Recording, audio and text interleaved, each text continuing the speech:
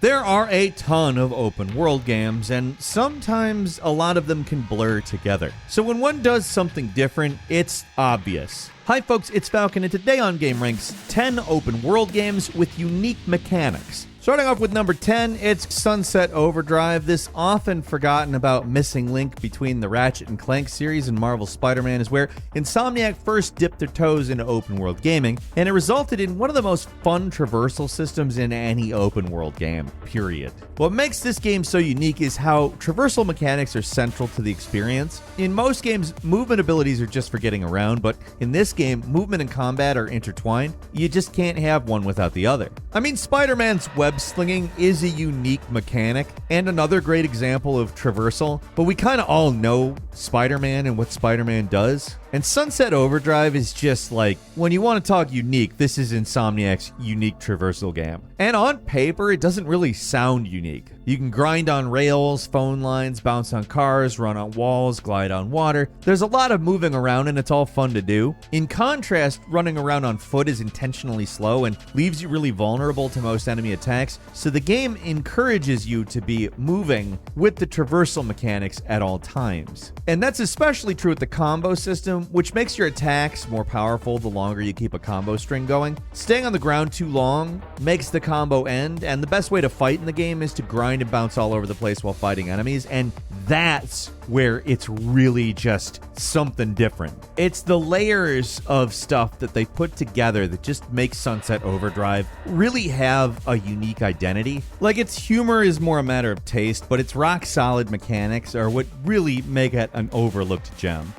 Those were like the cleanest sewers ever. Not that I'm a sewer expert, but I expected a lot more solid waste. I didn't see a single chunk of... At number 9 is the original Dying Light, which was innovative for quite a few things. Its first-person parkour elevated how moving around an open environment could feel, and the way the game combined different movement with combat, it was a lot of fun. But the thing that really makes it stand out is the day and night mechanics. In most open world games, the distinction between day and night's pretty thin. Night's basically just day, but everything's uglier and harder to see. Night in most open world games is an annoyance more than anything else, but in Dying Light, it actually means something. For one, it actually feels like night. When it gets dark, it actually gets really dark in the game, and that makes just the basic act of getting around a lot tougher. Zombies get a lot more aggressive at night too, but the main thing to worry about are these super zombies known as volatiles, hyper-aggressive monsters that for most of the game you want to avoid at all costs. There are rewards for exploring at night though. You get bonus experience for the amount of time you spend outside a safe zone when it's dark, and any enemies you kill earns double combat experience. There's also night-exclusive airdrops that aren't worth a lot, on top of unique zombies called bolters that you can sneak up on and kill for valuable tissue. Going out at night is a calculated risk. It's a tense experience that can be nerve-wracking, but the skin of your teeth escapes are some of the most satisfying moments in the whole game.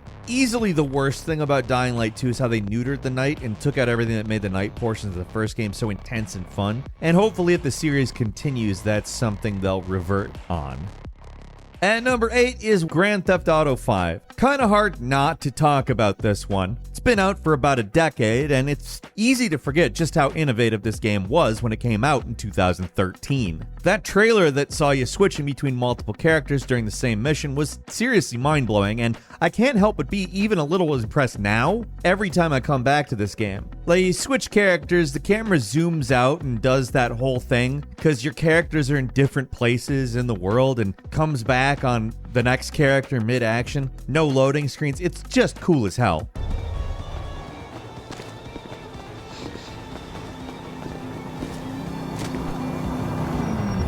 It doesn't redefine the experience or anything. You're still basically playing a Grand Theft Auto game in the end. But that's forgivable because A, it's Grand Theft Auto and not one of the million clones, and B, it's an incredibly cool effect that they put a lot of extra work into. Like making it so Michael, Franklin, and Trevor all have unique things they're doing when you select them makes it seem like these characters have lives, and that just brings you into everything much more in my opinion. Characters aren't just like waiting around. You find them in the game world and they're reacting if they're seeing something or doing something. That could have easily been left out of the game. It would have been just fine. But little details like that just make the world much more immersive and alive. Switching characters mid-mission, also a great addition. That allows for some really fantastic heists. And even though I don't know I'd say they managed to use it to its full potential, hint hint Rockstar Grand Theft Auto 6, you can play the same mission 3 times and see things completely differently from each character's perspective. It's also just really good for the pace of certain missions. It makes them way more interesting. Like just having multiple characters to play as in an open world game was like innovative itself at the time, but the brilliant way that Rockstar implemented it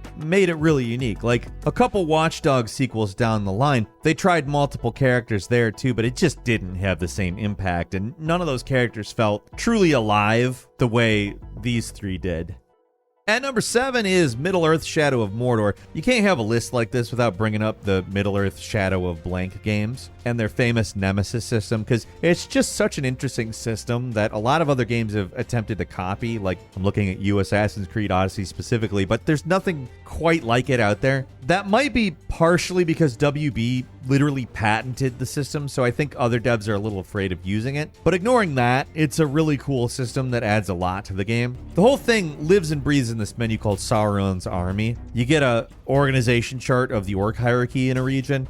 All of them are randomly generated. They have their own traits, strengths, weaknesses, etc. And to learn how to defeat the tougher orc bosses, you have to interrogate lower level orcs. And when you fight these tougher guys, sometimes they'll come back for revenge with new traits that are based off how you killed them. And that's really what makes the system so fun. It manages to tell a story through these randomly generated gameplay mechanics. Orcs don't just remember if you kill them, they also remember when they killed you, or if you ran away, or some other permutation of events. And things only get more elaborate when you find you're able to mind control orcs in the second half of the game.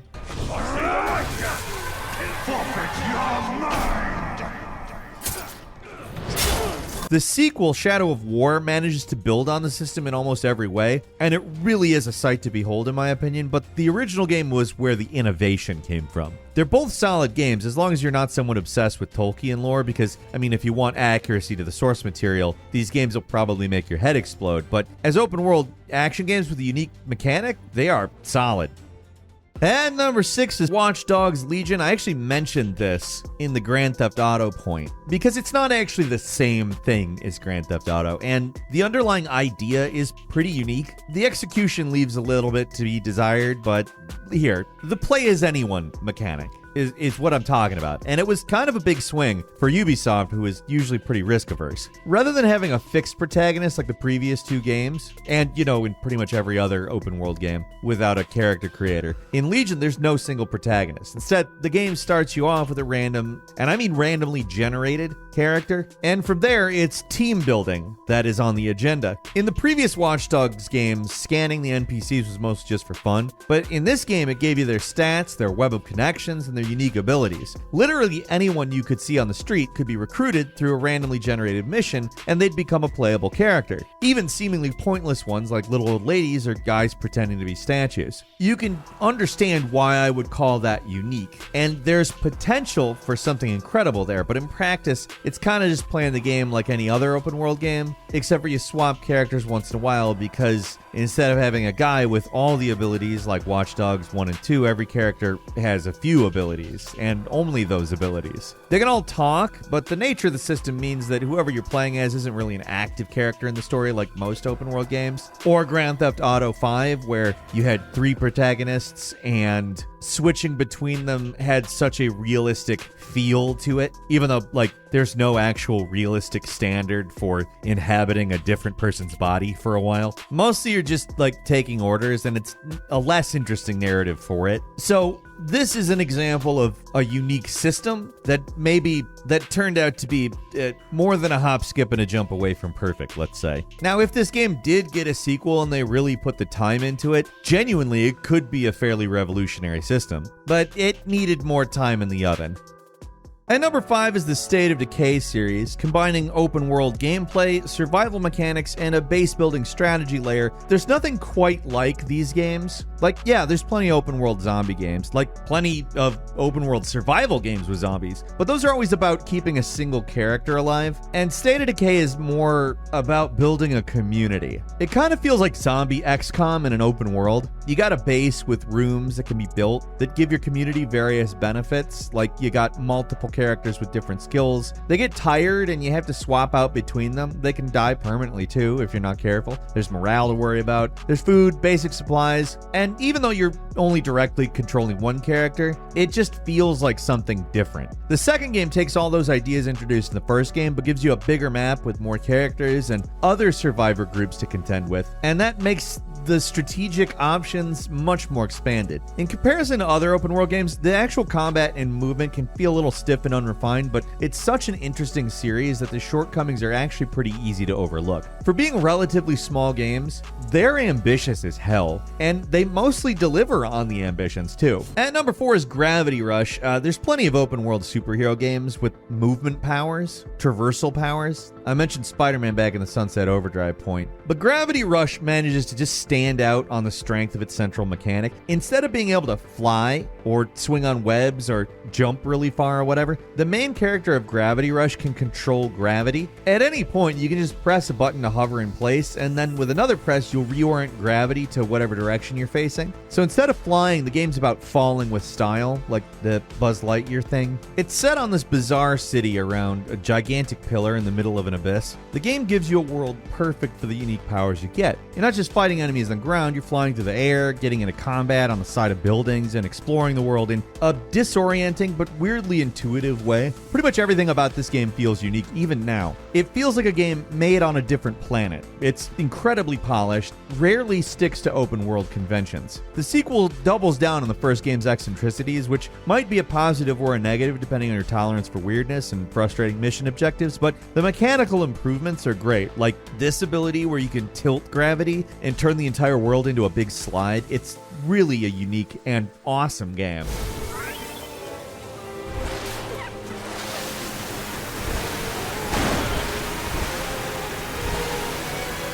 And number 3 is Driver San Francisco. Before working on the first Watch Dogs game, the devs at Ubisoft Reflections decided to take the mostly dead Driver franchise and radically transform it into something unique. I really can't think of a major Ubisoft release that's quite as weird or takes as many risks as this game. It's just really unique how bizarre the whole thing gets. Set in an open world San Francisco, obviously, the start of your game has your main guy Tanner get in a car accident, and almost the entire rest of the game is a coma dream. Like, seriously, it's a dream. Like, and that's basically to explain the game's main mechanic, which is shift. So with shift, you can instantly zoom out of a car and possess another car. There's almost no limits to how you can use this power either, and it would make literally zero sense if it weren't a dream. You can also just use and abuse it on missions, so crash your car in a chase, like possess another car, and quickly catch up. If you're in a race, you can possess cross traffic and ram headfirst in your rivals and eliminate them, or position buses to block roads. The whole thing's seamless, really intuitive, and really fun. The game's stories, of course, is bizarre, but surprisingly engaging. The whole shift mechanic is one of the most unique abilities in an open world game, and while Watch Dogs kinda has powers like this, the way it's implemented here is a lot better.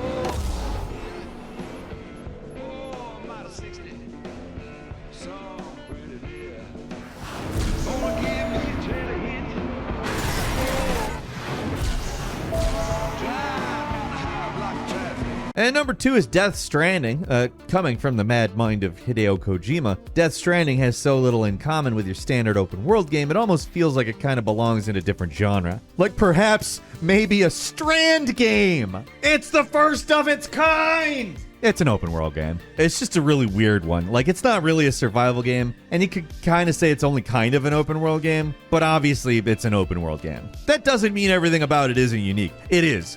from the traversal systems to all the weird stuff you can do in the safe house. But believe it or not, what I want to focus on here is the social strand system. It's this game's version of asynchronous multiplayer, but how it's implemented is just nothing like anything else. At its most basic, you can accumulate likes from NPCs and other players, and the more likes you get, the more you'll see items and structures from other players that appear in your environment, which makes getting around the world easier. Building stuff is expensive, but you don't have to do it all by yourself. If you accumulate likes from building things that appear in other players' worlds, you'll start to see things built by other players you've formed a connection with by liking their things. It's mysterious and it's not really fully understood, but it encourages players to help each other out, even if you don't physically see other people. With all that said, it's really weird. That's the thing. Death Stranding really is totally its own thing. It's got a really bizarre story and somehow more bizarre mechanics.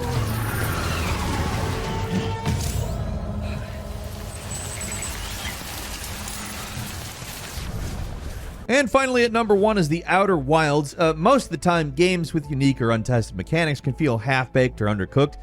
Making games that work is tough enough, but trying to make something that's both fun and novel can be almost impossible. The Outer Wilds is one of those games that manages to hit players with a unique mechanic and explore it in every possible way and have it work. The basic premise is simple but ingenious. The Outer Wilds, the solar system, is about to end. In 22 minutes, the sun goes supernova and destroys everything, and that'd be a pretty short game if things ended there, so time always resets back to the start of the day anytime you die. It's up to you to explore the small planets in the solar system and possibly find a way to survive the inevitable end of everything. And if that sounds a little similar to Legend of Zelda Majora's Mask, I think it's worth mentioning that game as well as separating it from this one, because the time limit is real time. That 22 minutes is 22 minutes. It's not 72 hours compressed into 54 minutes like Majora's Mask, it's 22 minutes. Still props to Majora's Mask for trying out something similar much earlier, but what really separates Outer Wilds is that it's such a deep exploration of this mechanic. There's no progression gates in this game. You don't have to do anything specific to go anywhere. You just have to learn how the world works and apply that knowledge in various ways. It's a great system, and the space flight and physics are also an incredible system. Another game you could mention in conjunction with this is Deathloop, but that's not even a true time loop. Times of the day kind of function as levels in that game. And again, Majora's Mask and Deathloop are both worth mentioning, and there's millions of games with time loops in them, but there's nothing quite like The Outer Wilds. Couple of bonus games for you. First, Ghosts of Tsushima. I just want to quickly give this game a shout out for the guiding wind mechanic. Instead of slapping a big ugly quest marker or checkpoint in the map like a lot of open world games, Ghost uses the fricking wind. It is the most unobtrusive and even weirdly natural feeling waypoint system that's much more immersive than a standard one in an open world game. It's a simple, really creative solution to a common open world game problem that also fits in with the world it exists in way better than if you like randomly did this in like Saints Row or something. It'd also be weird not to mention Legend of Zelda Breath of the Wild here. It's so innovative in terms of open world games. There's tons of like little things, but most noteworthy is the stamina and climbing system minus the rain part. Letting it climb anything in the world is really cool, and there's a risk and reward to getting around in Breath of the Wild that there just isn't in most open world games, or when other games attempt it, it's not quite balanced in the way that this game is. And finally, we gotta mention Red Faction Guerrilla, cause duh.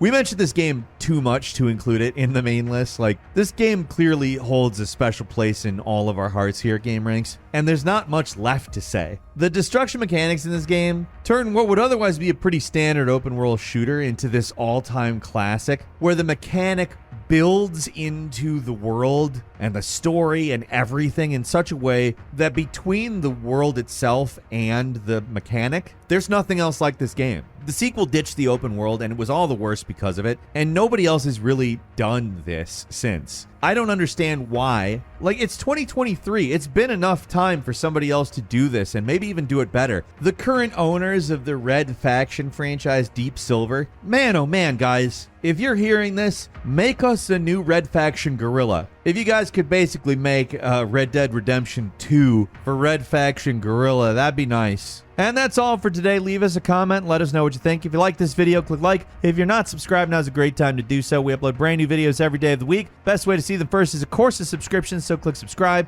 Don't forget to enable notifications. And as always, thank you very much for watching this video. I'm Falcon. You can follow me on Twitter @FalconTheHero. We'll see you next time right here on gameranx.